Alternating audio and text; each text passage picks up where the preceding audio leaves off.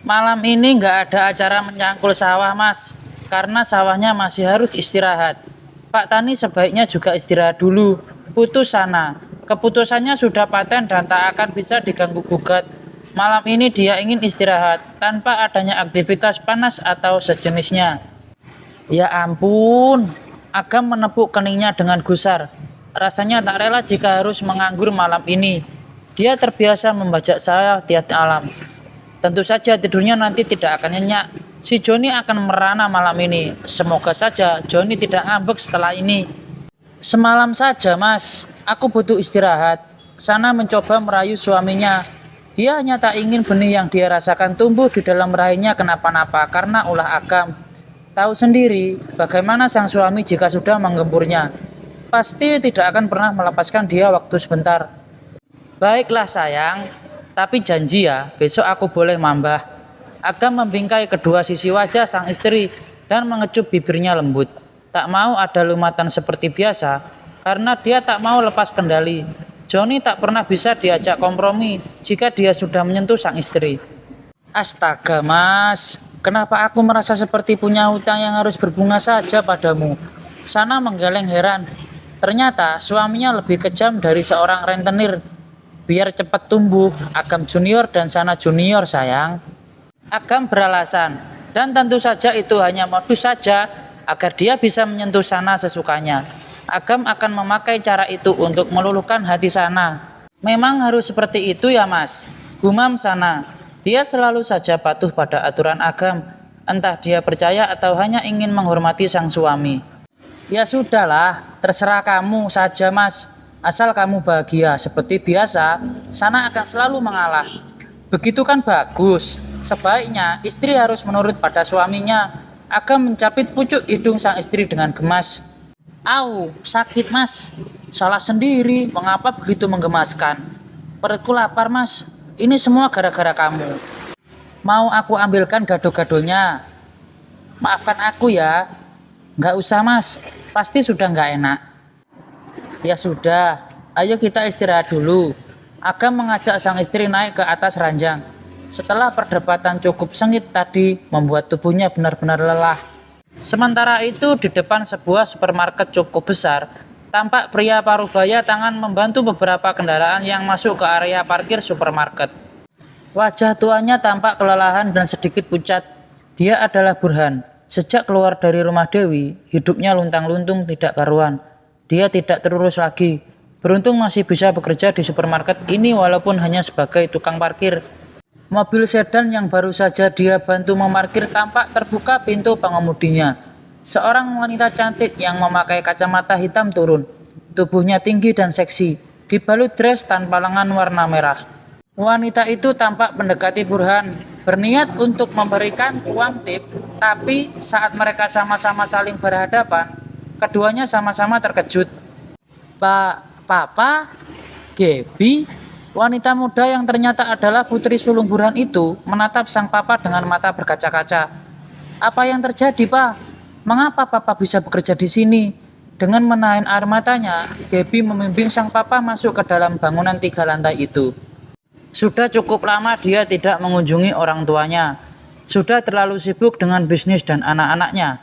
Sampai di dalam dia mengajak Burhan naik ke lantai 2, di mana ruang kerjanya berada. Ya, ini adalah supermarket miliknya. Suaminya yang kaya raya sengaja membuatkan tempat usaha buat dia. Nak, jadi ini supermarket milik kamu? Tanya Burhan saat mereka sudah masuk ke ruang kerja Gaby.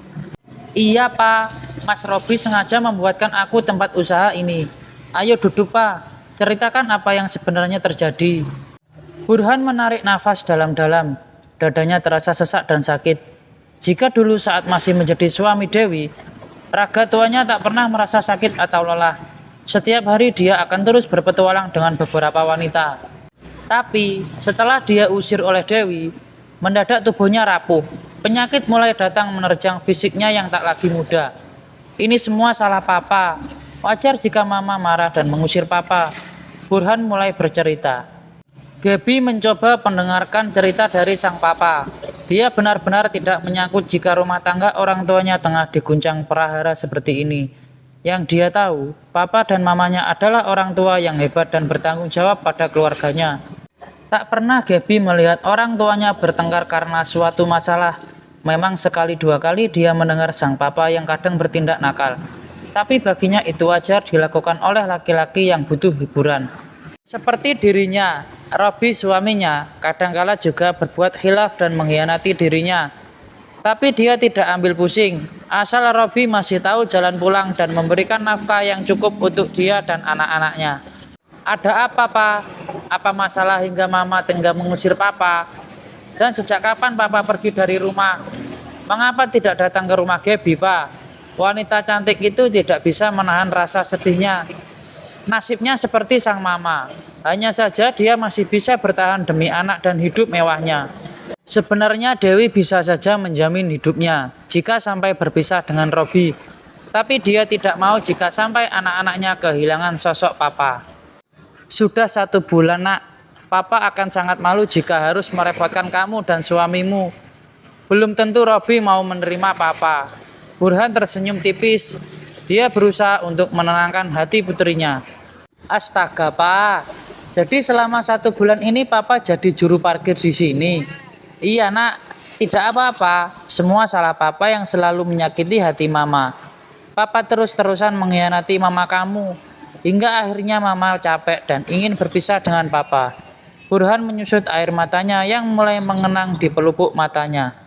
Rasa menyesal yang datang belakangan saat mengingat istri tercintanya.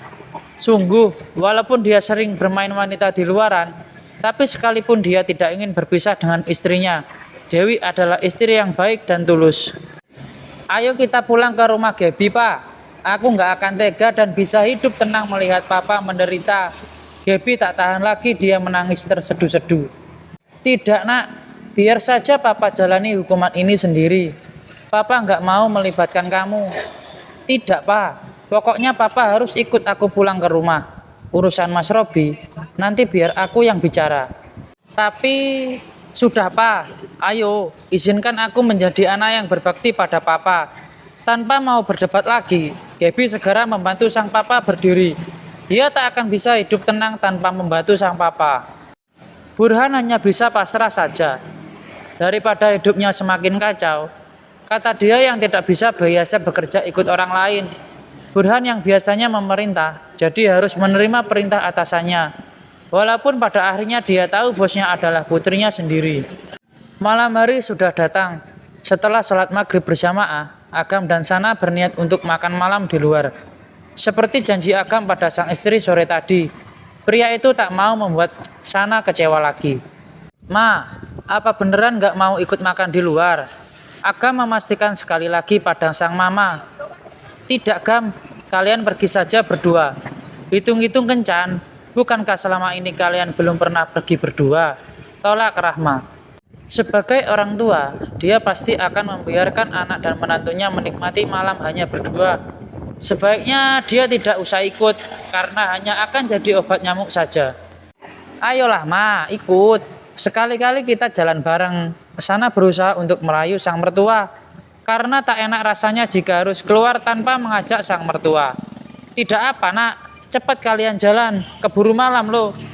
Karena Rahma kekeh menolak, akhirnya keduanya terpaksa pergi berdua. Memang benar kata Rahma, sejak menikah mereka bahkan belum pernah jalan berdua.